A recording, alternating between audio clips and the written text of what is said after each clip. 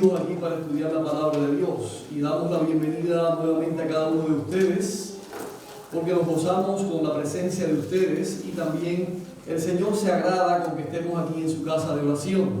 Así que a cada uno de los hermanos que nos visitan esta mañana de distintos lugares les damos la bienvenida y estamos seguros de que el Señor nos bendecirá a todos esta mañana y podremos recibir lo que Él ha prometido para nosotros, especialmente el derramamiento del Espíritu Santo. Quiero comentar con ustedes una noticia antes de comenzar el estudio del tema de esta mañana. Quiero comentarles una noticia y es la noticia que ha estado llenando los noticieros de esta semana. ¿Cuántos saben a qué noticia me refiero? No sé si todos están enterados, por eso quiero traer la noticia.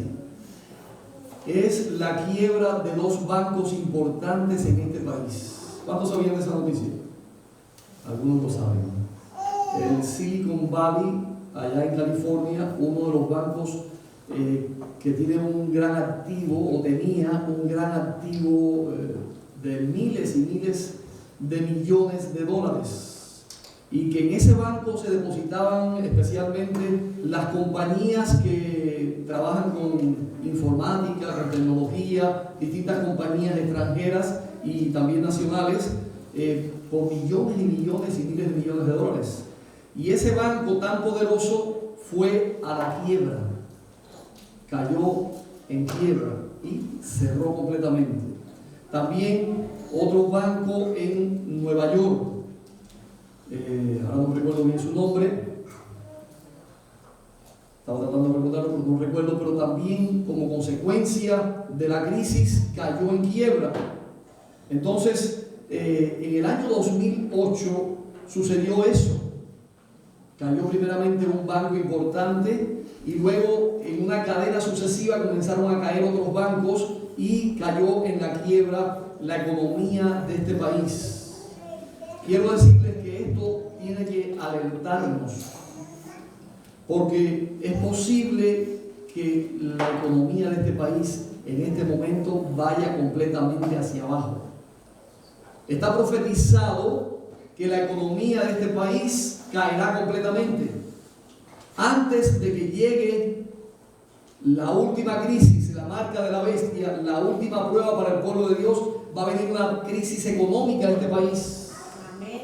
Y eso está sucediendo delante de nosotros.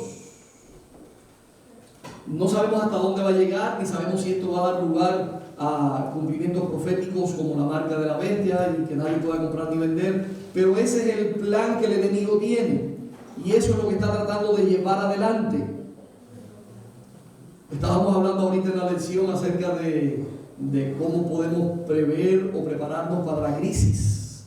Y muchas personas se preparan para la crisis guardando y quieren ahorrar mucho dinero pensando que van a estar seguros cuando llegue la crisis que no pueden comprar ni vender. Pero el dinero ya no será útil porque uno de los propósitos y planes que están llevando adelante los gobiernos y especialmente el nuevo orden mundial es crear una nueva moneda, la moneda digital. Así que el dinero efectivo no va a servir para nada. Ese papelito que usted guarda, que vale mucho, $100, ese billete tan lindo que nos gusta tener en el bolsillo para comprar, ya no va a tener ningún valor. Va a ser moneda digital. Y esta crisis que está entrando ahora a este país puede ser que lleve como fin que se establezca la moneda digital, porque ya en muchos países está funcionando parcialmente la moneda digital. Y ya en este país, desde el año pasado, se firmó una ley por el presidente de este país para que comenzara una prueba a nivel nacional en distintos lugares, en distintos bancos. Por lo menos 9 bancos en el país están probando la moneda digital para ver cómo funciona y cómo hacer para implementarla. Así que tenemos que estar preparados, hermanos. La crisis está sobre nosotros. Y las cosas materiales que guardemos y los alimentos que guardemos para el día que no podamos comprar ni vender no serán suficientes. Como decía el pastor Monás en la lección, tendremos que aprender a confiar solamente en Dios. Cuando el pueblo de Israel salió al desierto, salió de Egipto, ¿cuánto dinero tenían en el banco? ¿Cuánta comida podían tener para todo el tiempo que estuvieron en el desierto? ¿Cuántos zapatos podían alcanzar para el tiempo que estuvieron en el desierto? ¿Cuánta ropa necesitaban? ¿Cuánta agua llevaron al desierto? No podían contar con ninguna de esas cosas. Tenían que depender totalmente de Dios. Así que cuando llegue el momento en que nosotros no podamos comprar ni vender, no nos asustemos desde ahora, porque el Señor estará con nosotros. Y así como Él hizo descender maná del cielo para alimentar a su pueblo, así como hizo abrir en la roca para que saliera agua y el pueblo tuviera agua, así como Dios le envió codornices o distintos tipos de alimentos en el desierto al pueblo de Israel, Dios lo va a hacer con su pueblo en el momento de crisis. Por lo tanto, no tenemos nada que temer del futuro, a menos que olvidemos cómo Dios ha cuidado a su pueblo en el pasado. Debemos estar seguros de que el Señor estará con nosotros. El Señor estará con su pueblo y Él va a proveer para cada uno de nosotros. Hay muchas cosas que están sucediendo en este mundo, en este tiempo, y que son producto o son señales proféticas. Debiéramos estar atentos a las profecías y que pudiéramos conocer que el tiempo está cercano. Ahorita decía el pastor Jonás que si algunos piensan que faltan 10 años para que Cristo venga, ¿qué harían? La venida del Señor está cerca. Las cosas, los acontecimientos están sucediendo uno detrás de otro. Y todo está preparado para establecer la marca de la bestia. La crisis económica que vendrá a este país puede llevar a la implementación de la marca de la bestia. Puede llevar, no digo que va a ser. No soy profeta, ni estoy tratando de establecer acontecimientos ni fechas, pero está cerca el día que estas cosas van a suceder. Cuando nosotros veamos los acontecimientos mundiales, sabemos que el Señor está cerca. Por lo tanto, preparémonos para los acontecimientos que están delante de nosotros. Pero una de las cosas principales que está ocurriendo y que son señal del fin del tiempo es la entrada de falsas doctrinas. Es la predicación de falsas doctrinas, no solamente en el mundo, sino dentro de la iglesia. Dentro de la iglesia de Cristo también se están predicando falsas doctrinas. Hay muchos grupos de personas que están saliendo de la iglesia porque dicen que la iglesia ha caído en apostasía, que esta iglesia ya no es la iglesia de Cristo, y que esta no es la última iglesia, porque va a venir una iglesia después de esta. Y algunos están formando distintos grupos, distintas iglesias, distintas organizaciones, pensando que la iglesia adventista del séptimo día ya no es la iglesia remanente, ya no es la iglesia de Cristo Jesús, ya no es la última iglesia. Quiero decirles a los que piensan de esa manera que están totalmente equivocados. La iglesia adventista del séptimo día es la última iglesia antes que Cristo venga. Es la iglesia de la Odisea. Y esta mañana queremos analizar un poquitito acerca de cómo podemos estar seguros de que esta es la última iglesia. No habrá una iglesia después de la iglesia de la Odisea. Les invito a buscar en sus Biblias. Vamos a poner esto aquí para poder manejarme con la Biblia. Vamos a Apocalipsis capítulo 2. Apocalipsis capítulo 2 comienza con las 7 iglesias, el mensaje a las 7 iglesias. Y quiero que ustedes sepan que las 7 iglesias narradas aquí en Apocalipsis por el apóstol Juan describen los distintos periodos de la iglesia en el transcurso de la historia, desde que Cristo estableció la iglesia cristiana hasta la segunda venida de Cristo. Pregunto, ¿qué describen las 7 iglesias del Apocalipsis? Pregunto porque quiero que estén atentos y quiero que ustedes respondan las preguntas que les hagan. Porque muchas personas están viniendo con falsas doctrinas y muchos de ustedes van a ser atacados por estas falsas doctrinas. Y ustedes tienen que saber lo que dice la palabra de Dios. Tienen que saber un escrito está. No pueden decir solamente, ay, yo escuché, yo no sé, yo pienso. Tienen que saber lo que dice la palabra de Dios. La primera de las 7 iglesias, ¿cuál fue? La iglesia de Éfeso. La iglesia de Éfeso representa la etapa o el periodo de la historia de la iglesia apostólica, la iglesia establecida por Jesús y los apóstoles, el primer periodo de la historia de la iglesia cristiana. Así que cada una de las otras iglesias representa un periodo de la historia de la iglesia cristiana. ¿Estamos comprendiendo eso? Es importante. Así que la primera iglesia fue la iglesia apostólica, y esta iglesia fue, dice, venciendo y para vencer. Lo pueden ver también en los caballos que salen. Y entonces el primer caballo, ¿de qué color es? Blanco. Y dice que el jinete sale venciendo y para vencer. Esa es la iglesia de Éfeso. Conquistó al mundo de su tiempo con la predicación de la palabra de Dios. Pero fue una iglesia también dedicada, fue una iglesia entregada a la predicación del Evangelio. Y también, por supuesto, fue una iglesia sufrida, fue una iglesia que pasó por momentos difíciles, por ser la primera iglesia, por ser el primer momento en que se comenzó a predicar el Evangelio. Después de la iglesia de Éfeso, ¿cuál iglesia sigue? La iglesia de Esmirna. ¿Qué periodo de la historia fue la iglesia de Esmirna? Es el periodo en que la iglesia fue perseguida especialmente por la furia de los césares, por Roma pagana, Roma imperial. Persiguió a la iglesia con saña, tratando de destruir a esa secta que había surgido, la secta cristiana, según le llamaban ellos, y trataron de eliminar completamente a los cristianos. Los llevaron ¿hasta dónde?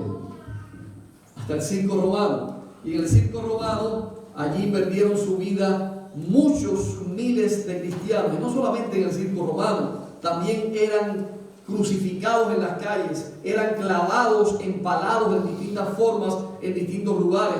Eran muertos de cualquier forma posible durante el tiempo del período de la iglesia de Esmirna. Se llama la iglesia sufrida. Y fíjense que el mensaje que le da el Señor a la iglesia de Esmirna es muy interesante. Miren lo que dice el versículo 8 del capítulo 2 de Apocalipsis. Y escribe al ángel de la iglesia en Esmirna, el primero y el postrero, el que estuvo muerto y vivió, dice esto. Así que el mensaje viene de parte de Cristo Jesús, que estuvo muerto y vivió, porque les está dando fe y confianza para enfrentar la muerte. Y el Señor le dice: no tienes nada que temer, no temas en nada lo que vas a padecer. He aquí el diablo echará a algunos de vosotros en la cárcel para que seáis probados y tendréis tribulación por 10 días. Sé fiel, ¿hasta cuándo? Hasta la muerte, y yo te daré la corona de la vida. Así que el mensaje a cada iglesia, a cada periodo de la historia, es un mensaje específico para ese periodo, para las pruebas por las cuales ellos tenían que pasar. Pero es interesante, y quiero que ustedes noten esto y lo tengan presente, que a cada una de las iglesias el testigo fiel y verdadero, el mensajero celestial, les dice: al que venciere. Al final, en cada iglesia, el Señor les dice a cada una de ellas, a cada uno de los miembros de estas iglesias, a cada periodo de la historia, les dice: al que venciere. Es decir, todos los cristianos tenemos que vencer, y tenemos que vencer al enemigo. Tenemos que vencer en nuestro periodo de la historia que nos ha tocado vivir. En el versículo 7 del capítulo 2 dice: el que tiene oído, oiga lo que el Espíritu dice a las iglesias. Al que venciere, le daré a comer del árbol de la vida. Así que, al que venciere. El versículo 11 también dice: el que tiene oído, oiga lo que el Espíritu dice a las iglesias. Al que venciere, no sufrirá daño de la muerte segunda. Cada periodo de la historia, cada cristiano, desde que comenzó la iglesia, ha tenido que vencer, ha tenido que enfrentarse con las acechanzas y pruebas difíciles que el enemigo ha puesto en su camino. La tercera iglesia, ¿cuál fue? La iglesia de Pérgamo. Fue del año 313 al año 538, antes de que comenzara el período papal. Pero en este período la iglesia se unió con el paganismo. Hubo un emperador que se convirtió públicamente al cristianismo. Constantino dijo haberse convertido al cristianismo, y entonces lo que hizo fue tratar de unir la iglesia cristiana con el paganismo, con las creencias paganas de aquel tiempo, y entraron a la iglesia todo tipo de doctrinas falsas, todo tipo de creencias paganas, incluyendo el domingo como día de adoración. Así que para que todos los cristianos estuvieran felices y los paganos también estuvieran felices, unió las ceremonias, las fiestas y los días de adoración entre el paganismo y el cristianismo. Y este periodo fue un periodo oscuro para el cristianismo, porque se corrompió la iglesia, se llenó de falsas doctrinas, de enseñanzas paganas, y se corrompió totalmente el cristianismo. A partir de allí, la iglesia dejó de ser la iglesia pura de Éfeso que Cristo había formado, y ahora es la iglesia oscura, la iglesia corrompida, la iglesia junto con el paganismo. Luego de esta iglesia, en el año 538 comenzó otro periodo de la historia de la iglesia. ¿Cuál fue? La iglesia de Tiatira. En el año 538, ¿qué sucedió? Los adventistas tenemos que saber perfectamente esta fecha, porque fue el año en que comenzó el poder papal.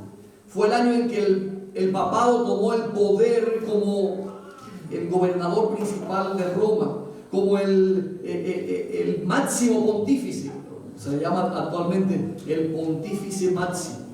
Entonces, este fue el periodo de la historia en que la Iglesia Católica Romana tuvo el poder mundial. Tuvo el periodo de poder que dice la profecía que tendría por 1260 años. Fue el periodo de la iglesia de Tiatira. Y este fue una edad realmente triste, de tinieblas espirituales para la iglesia. Roma impuso sus dogmas, Roma impuso sus leyes, Roma impuso sus doctrinas, sus creencias, sus fiestas.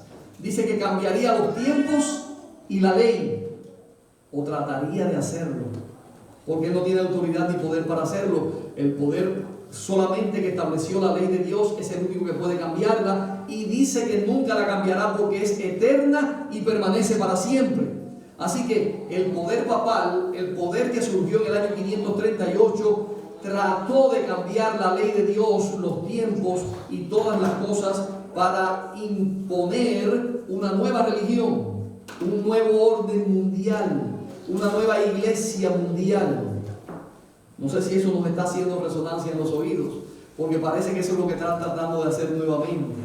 Porque recuerden que hay una profecía que dice que una de sus cabezas recibiría una herida de muerte, pero su herida mortal sería sanada, y toda la tierra se maravillaría nuevamente en pos de la bestia. Lo que significa que lo que hizo en la Edad Media, lo que hizo este poder durante 1260 años, lo intentará hacer nuevamente en el futuro o presente para nosotros. Esa es la iglesia de Tiatira. Y después vino la iglesia de Sardis. La iglesia de Sardis es la iglesia de la Reforma, la iglesia de los reformadores. ¿Se dan cuenta ustedes que estamos hablando de periodos históricos, periodos de tiempo? La iglesia de Sardis no puede ser la iglesia de Tiatira, ni la iglesia de Tiatira puede ser la iglesia de Éfeso. Cada una tuvieron un periodo que señaló esa historia. Los acontecimientos, los hechos históricos, las cosas que sucedieron estaban profetizadas a través de lo que dice el mensaje a cada una de estas iglesias. Así que la iglesia de Sardis es la iglesia de la Reforma, la iglesia en que Martín Lutero, Wycliffe, Jerónimo y todos los reformadores comenzaron a predicar el Evangelio con poder y comenzaron a entender nuevas doctrinas bíblicas que habían sido ocultas. ¿Por quién?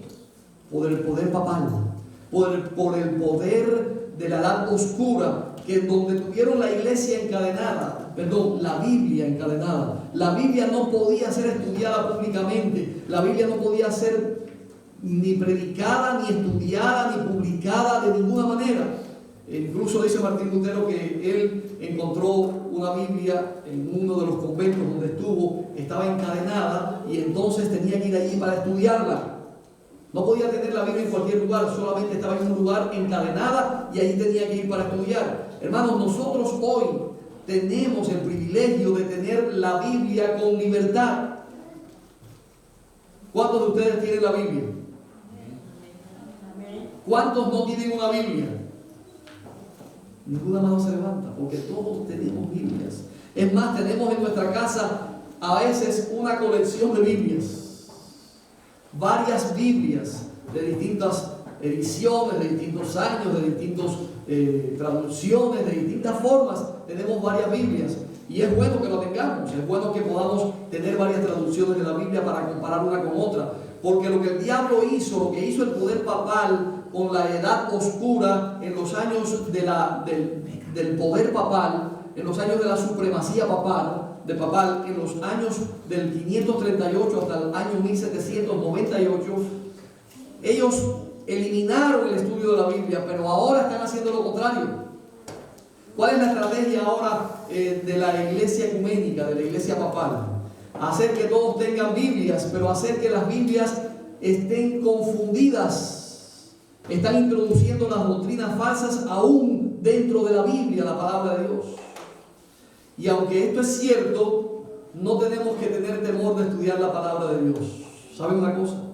Porque Dios ha permitido que llegue la palabra hasta nosotros. Y nadie tenga temor de perderse por estudiar la Biblia porque hayan introducido algunas falsas doctrinas. Porque el Espíritu Santo nos guiará a toda verdad.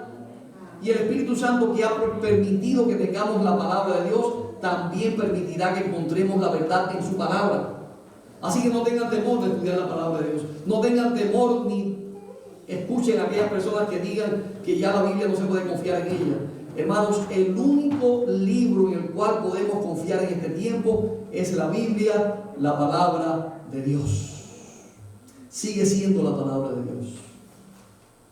Ahora bien, los reformadores hicieron todo el esfuerzo que pudieron durante esa época, pero no llevaron toda la reforma o no pudieron predicar todo el evangelio, porque la palabra de Dios es como la luz de la aurora que va en aumento.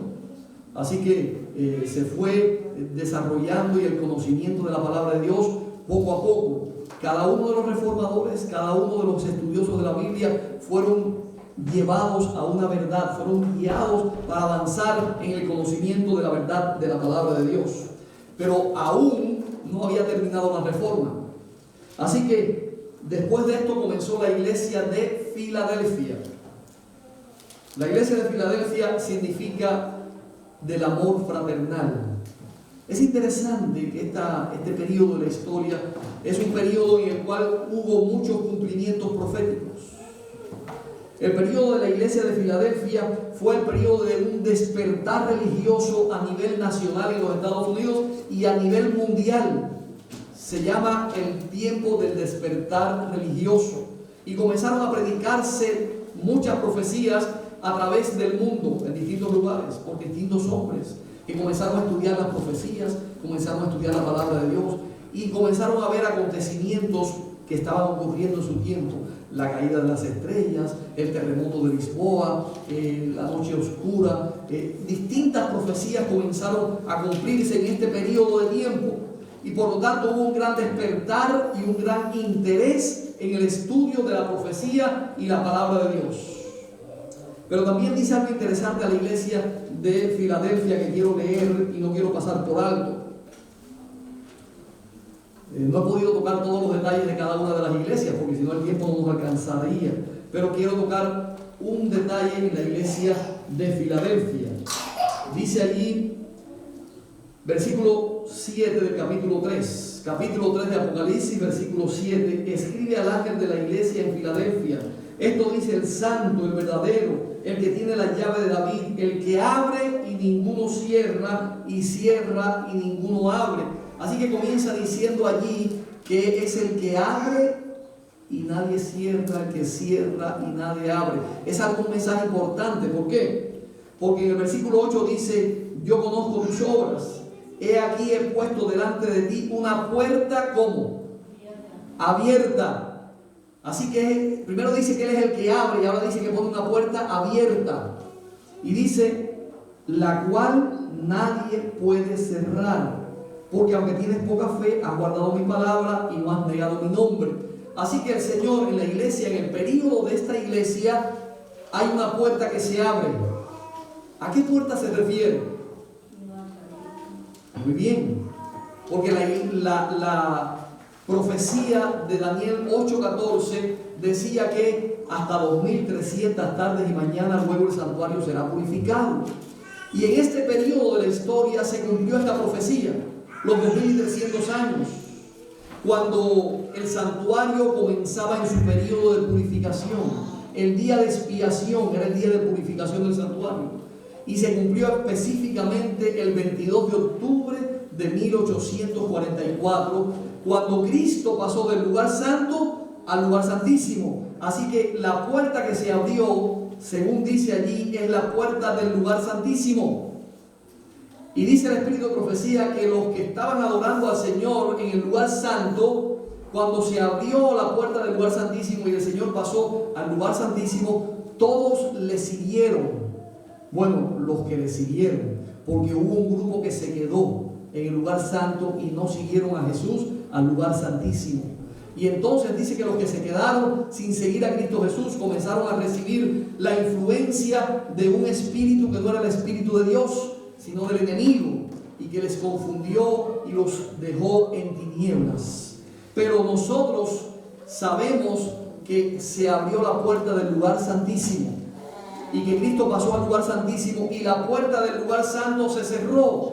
Es decir, el período del santuario en el cual oficiaba el sacerdote en el lugar santo terminó en 1844 y comenzó el período del lugar santísimo. Así que eso nos indica que estaba ese periodo de tiempo comenzando el final del tiempo. En 1798 comenzó el tiempo del fin. Pero en 1844 comenzó el fin del tiempo. Estamos en el periodo final del tiempo de prueba, del tiempo profético para este mundo. Perdón. Pero sabemos que la iglesia de Filadelfia tenía esa puerta abierta. Comenzó el período del lugar santísimo. ¿Por qué especifico tanto y enfatizo tanto en esto? Porque algunos en nuestro tiempo piensan que tenemos que volver a ser la iglesia de Filadelfia. Hermanos, es imposible para nosotros como la iglesia de la Odisea, a la cual vamos a llegar ahora, volvamos a ser la iglesia de Filadelfia. Porque la iglesia de Filadelfia se abrió una puerta que fue la puerta del lugar santísimo y se cerró la puerta del lugar santo. Por lo tanto, nosotros no podemos volver atrás en el tiempo ni en el periodo profético. La iglesia de Filadelfia cumplió su misión. La iglesia de Filadelfia se cumplieron las especificaciones proféticas para su tiempo.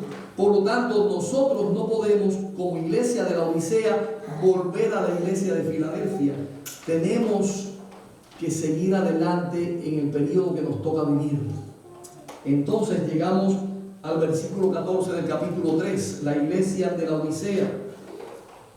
Dice allí el versículo 14: y escribe al ángel de la iglesia en la Odisea, he aquí el amén, el testigo fiel y verdadero, el principio de la creación de Dios, dice esto: yo conozco tus obras, que ni eres frío ni caliente. Ojalá fuese frío o caliente, pero por cuanto eres tibio y no frío ni caliente, te vomitaré de mi boca. Y vamos a detenernos allí. Primero quiero señalar lo siguiente. ¿Qué número es esta iglesia? La iglesia de Laodicea, ¿cuál es? La número 7. Después de la número 7, después de la iglesia de Laodicea, ¿cuál iglesia viene? No hay otra. No hay otra, hermanos. No hay otra iglesia después de la iglesia de Laodicea. No podemos ni volver atrás a la iglesia de Filadelfia, ni podemos cambiar nuestro estatus como laodicenses. Somos la iglesia de Laodicea. Somos la última iglesia, el último periodo de tiempo antes de la segunda venida de Cristo. No hay otra selección para nosotros, aunque no nos guste. A algunos no les gusta la iglesia de Laodicea y no quieren identificarse como laodicenses porque dicen que el Señor nos va a vomitar de su boca. Pero quiero llamar la atención a esas palabras específicamente. Y tengo aquí algunas palabras originales, cómo se escribieron, para que ustedes puedan tener evidencia de lo que quiero decir. Ahorita cuando el hermano Luis leía la lectura bíblica, dije, esa traducción bíblica está muy buena. Porque dice específicamente lo que dice el original, hermano Luis. La versión que él leyó no dice como dice esta. Aquí dice: por cuanto eres tibio y no frío ni caliente, te vomitaré de mi boca. Parece que es una promesa de Dios que nos va a vomitar de su boca. Parece que es una seguridad de que Dios va a vomitar a esta iglesia de la boca. Pero eso no es lo que dice el original. El original dice como dice la versión del hermano Luis: estoy por vomitarte de mi boca. ¿Les parece que es diferente o que es igual? Las palabras originales dicen melo se emesai. En griego son las palabras donde dice estoy por vomitarte de mi boca. Melo significa estoy a punto, estoy por. Y en el verbo emético es algo que significa que te produce deseos de vomitar. Y la palabra emesais es el infinitivo del verbo y que dice que está por vomitarte. Así que lo que está diciendo es melo se emesai, significa estoy por vomitarte de mi boca. No significa que es una promesa que Dios lo va a hacer, no significa que es una sentencia que Dios lo va a cumplir, sino que es una advertencia. Dios está por vomitar a la iglesia de Laodicea si permanece en la condición de tibieza. Y vemos que Dios le da un mensaje, el testigo fiel y verdadero le da un mensaje a esta iglesia. Veamos cuál es el mensaje. Porque tú dices, yo soy rico y me he enriquecido y de ninguna cosa tengo necesidad. Gracias, hermano. Gracias. Este mensaje es muy importante.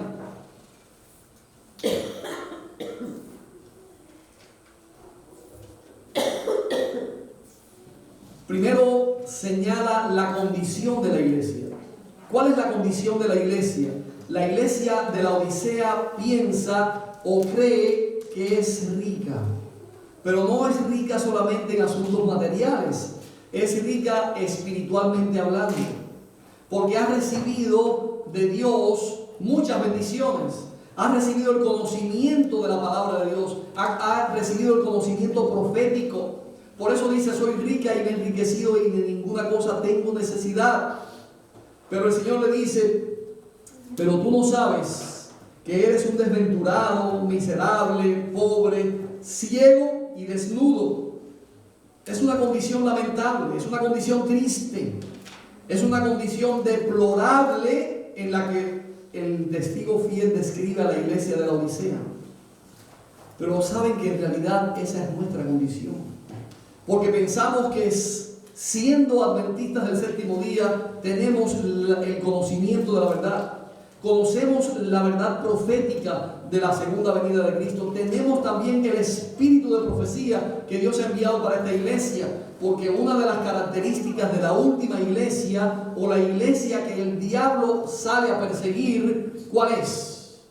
Los que guardan los mandamientos de Dios y tienen el testimonio de Jesucristo, como dice 12:17.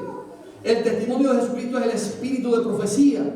Por eso nosotros creemos que somos ricos, que no tenemos necesidad de nada, porque tenemos las características de la última iglesia, la iglesia remanente, la iglesia que va a ser la iglesia victoriosa. Pero quiero decirles que ahora no somos la iglesia victoriosa, somos la iglesia militante, la iglesia que está en el proceso para llegar a la victoria. Y ahora tenemos que escuchar el consejo del testigo fiel y verdadero, que es un consejo oportuno para cada uno de nosotros. Hay 3 males que el Señor o el testigo fiel menciona para esta iglesia: pobreza, desnudez y ceguera. Pero para esos males el Señor tiene 3 remedios. Yo te aconsejo que de mí compres oro para que seas rico. Así que para poder solucionar el problema de la pobreza, Dios le aconseja que compre oro. ¿Qué cosa es el oro que Dios aconseja? La fe y el amor. ¿Dónde podemos encontrar la fe y el amor? En la palabra de Dios, en Cristo Jesús. El Verbo se hizo carne y la palabra de Dios es aquí donde encontramos el Verbo de Dios, donde encontramos los frutos del Espíritu, donde encontramos el conocimiento de la verdad de la palabra de Dios. Por eso el oro es la fe, pero la fe viene ¿por qué?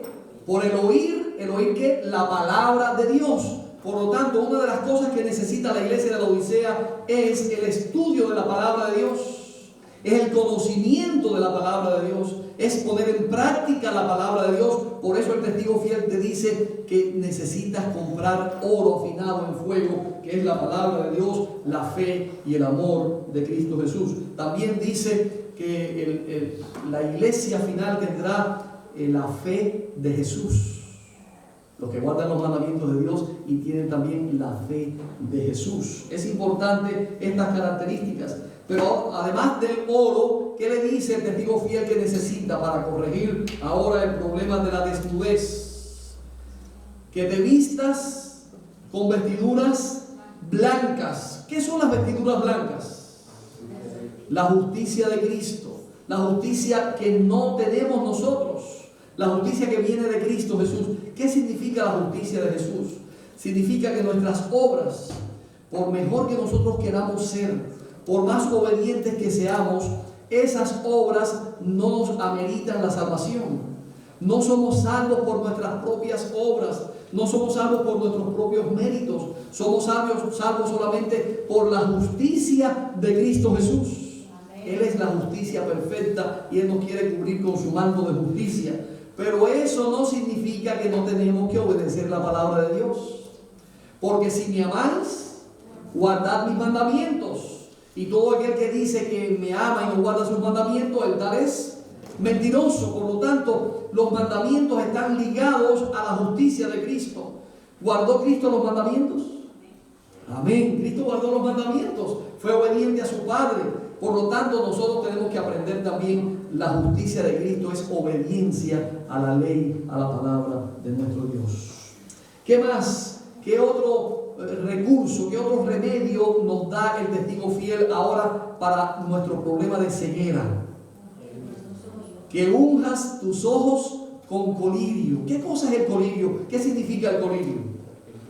El derramamiento del Espíritu Santo, el discernimiento que da el Espíritu Santo. Así que nosotros no podemos entender la palabra de Dios si no es solamente por medio del Espíritu Santo, por el discernimiento que podemos obtener a través del Espíritu Santo. Necesitamos conocer, necesitamos recibir, necesitamos entender la palabra de Dios por medio del discernimiento que da el Espíritu Santo. Así que estos son los remedios que Dios está enviando para la iglesia de la Odisea, para nosotros, porque esa es nuestra condición. Estamos ciegos porque no estamos recibiendo el discernimiento del Espíritu Santo. Creemos que somos suficientes y a veces damos interpretaciones personales a la palabra de Dios. Hermanos, las interpretaciones de la palabra de Dios tienen que estar basadas en la palabra de Dios.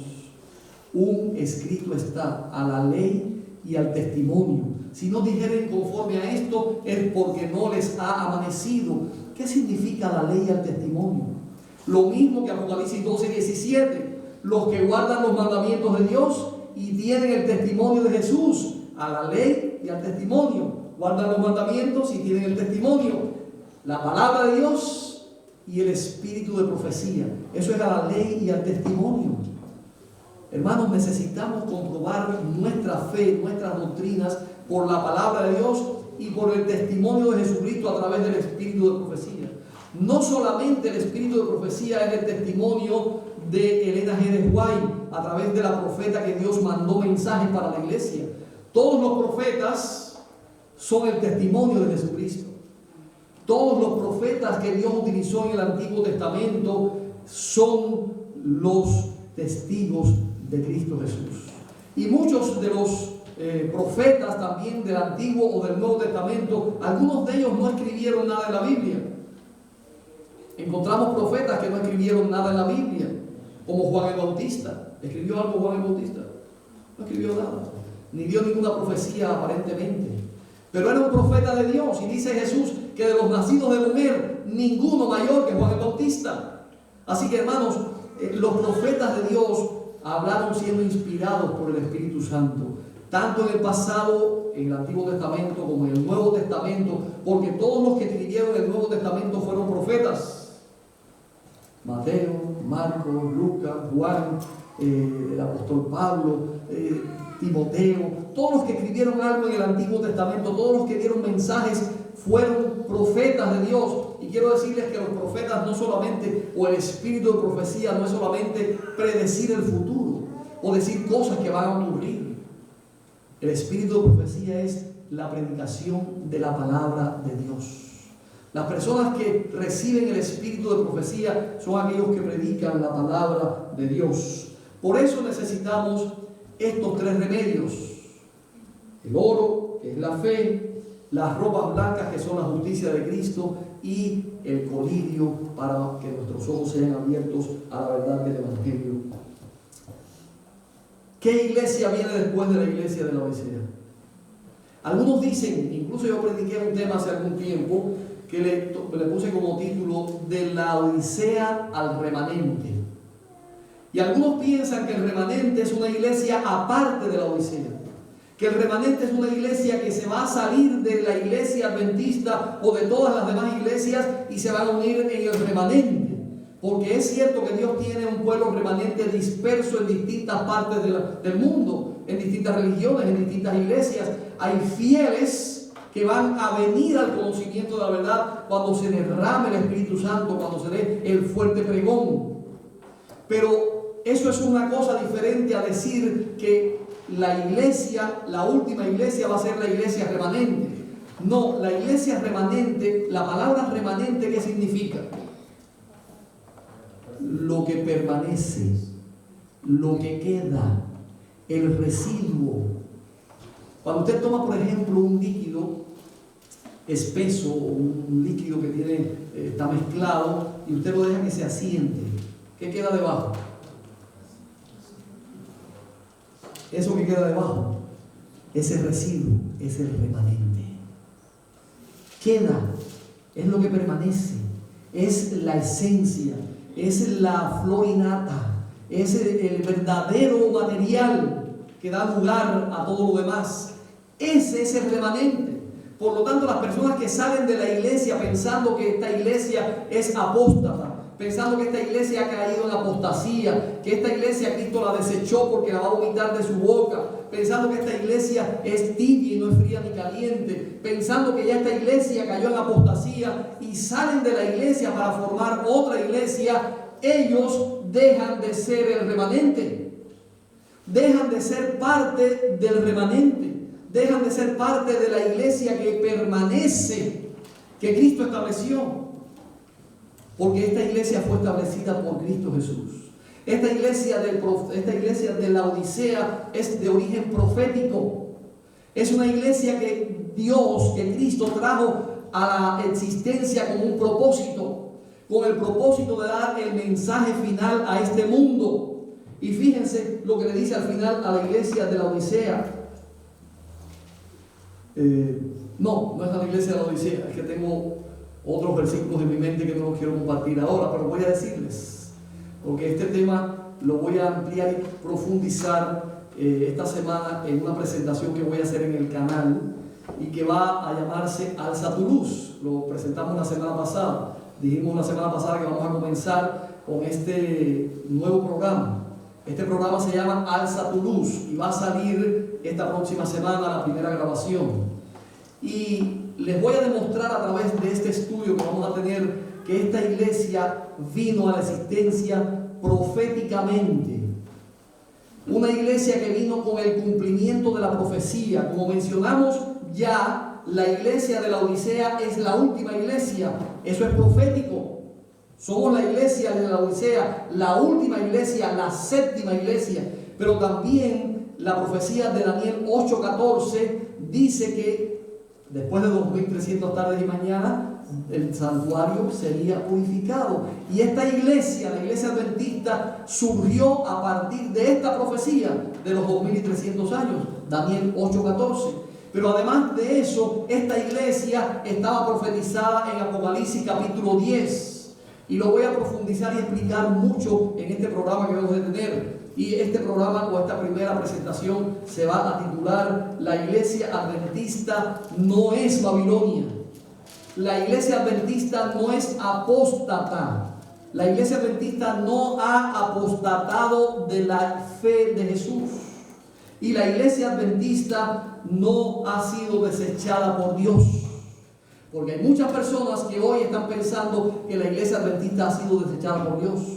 Pero después que el ángel en Apocalipsis 10 le dice al profeta que coma el librito, que va a ser dulce en su boca y amargo en su vientre, le dice que es necesario que profetice otra vez a muchas naciones, tribus, lenguas y pueblos.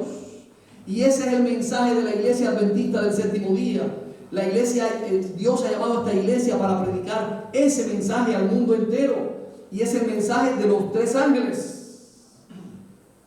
Vi volar por el medio del cielo a otro ángel que tenía el evangelio eterno para predicarlo a todos los moradores de la tierra, a toda nación, tribu, lengua y pueblo. No es exactamente lo mismo que le dice el testigo allí, el ángel, a Juan en el capítulo 10. Es necesario que prediques y profetices a toda nación, tribu, lengua y pueblo. Es el mismo mensaje de los tres ángeles.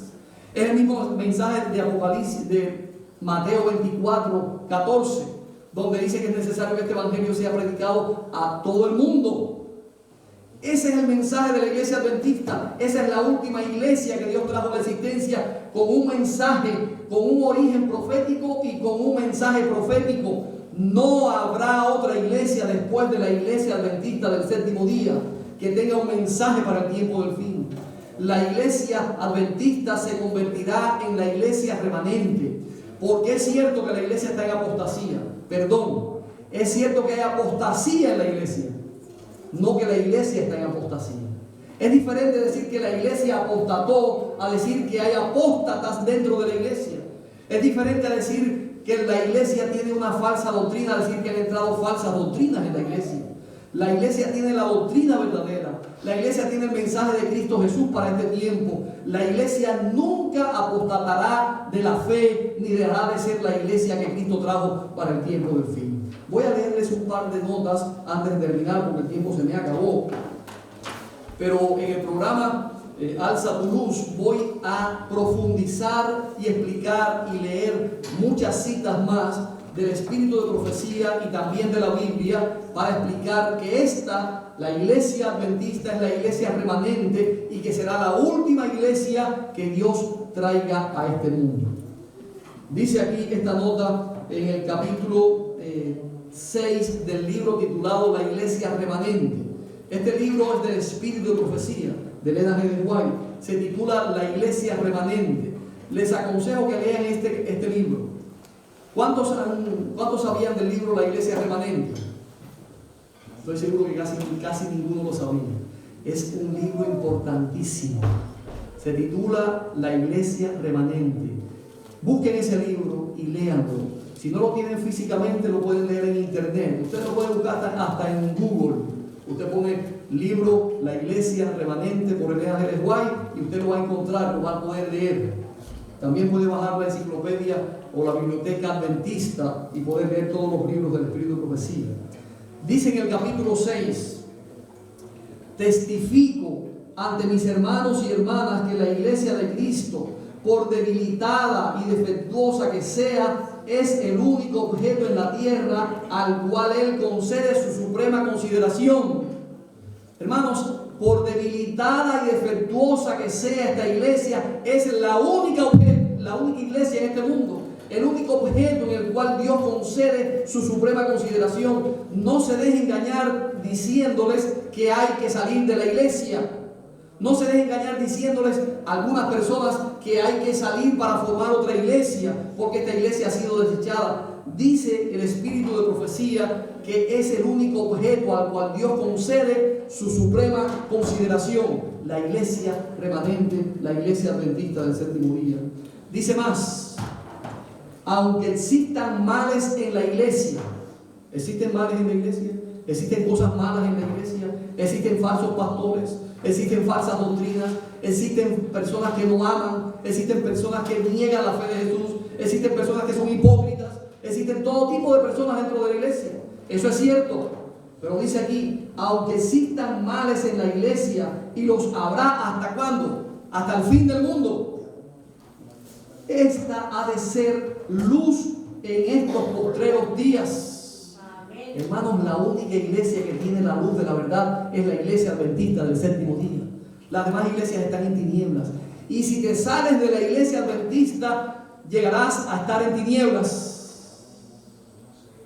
Dice más: la iglesia debilitada y deficiente, que necesita ser reprendida, amonestada y aconsejada. ¿Quién reprende y aconseja y amonesta a la iglesia deficiente de hoy?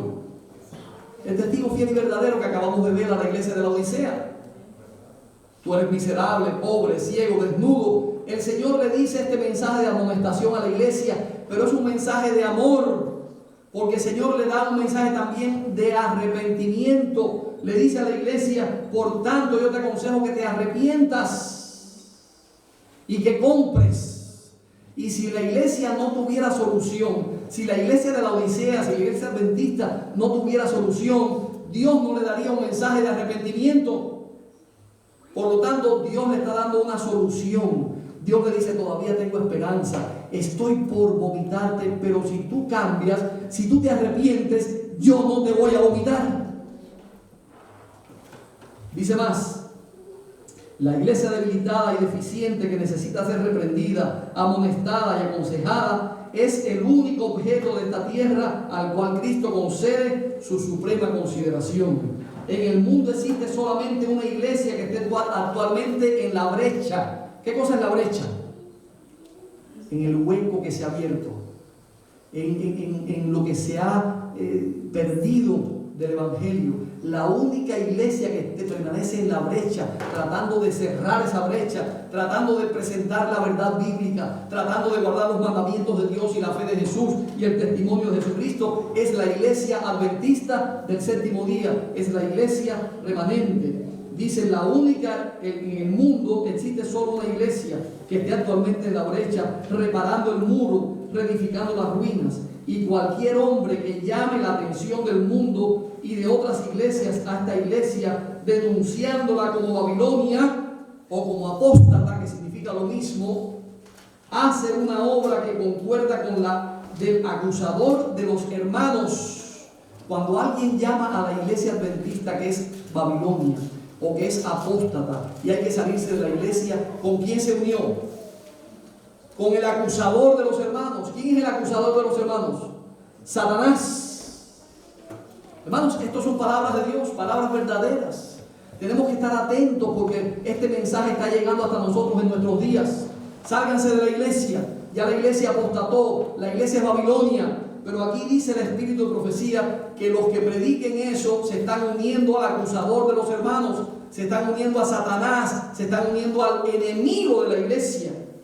Dice más: hace una obra que concuerda con el acusador de nuestros hermanos.